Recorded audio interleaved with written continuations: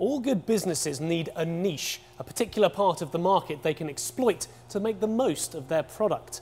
And that's exactly what a husband and wife team have done here in Virginia, in a warehouse not much bigger than an oversized garage.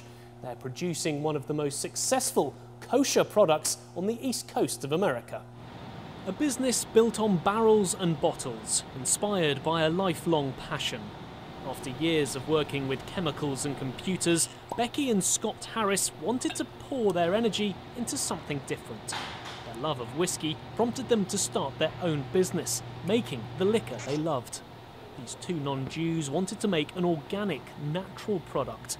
The idea to go kosher came later, pointed out by Jewish friends who saw great potential for kosher spirits in an underserved market. And so we initially thought, okay, well, organic would be great, right? And that's when one of our friends who's Jewish said to us, well, you should look at kosher as well. It's very much, a similar process. It's about cleanliness and it's about quality foodstuffs. And when we looked at the procedures that we would have to do for tracking and accountability for organic and for kosher, they were virtually the same. For a distillery, that means keeping their machinery free of any non-kosher grape wine and a once-a-year deep clean and inspection. We have our Mosquiach come in and help us to kosher the still and get everything all cleaned up and put away. It's our big annual cleaning. Everything gets scrubbed, steamed, and boiled from head to toe. So. Yes, it's a big project. It's a lot of work. To make sure their finished product met the right kosher standards, they had to distill the facts. Although the rye they use is by definition kosher, they had to ensure the process of making it into alcohol kept it clean.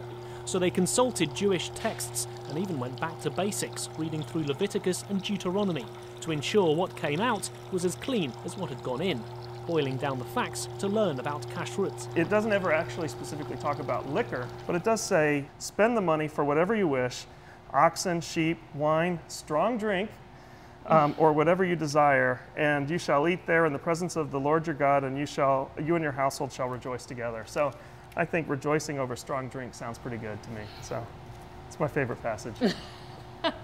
This is made from the rye base. That gives it a really nice, soft, sweet undertone, nice mouth. Their rabbinical certification and the Star K mark are boosting business along the East Coast. The company's now expanding up into the New York Jewish markets, bringing their award-winning drinks to more and more customers. There's an extreme happiness that comes from producing something with your hands and then having it out there and people say, wow, I like this is good. And going, for instance, to a restaurant and seeing people enjoying your products, that's really gratifying.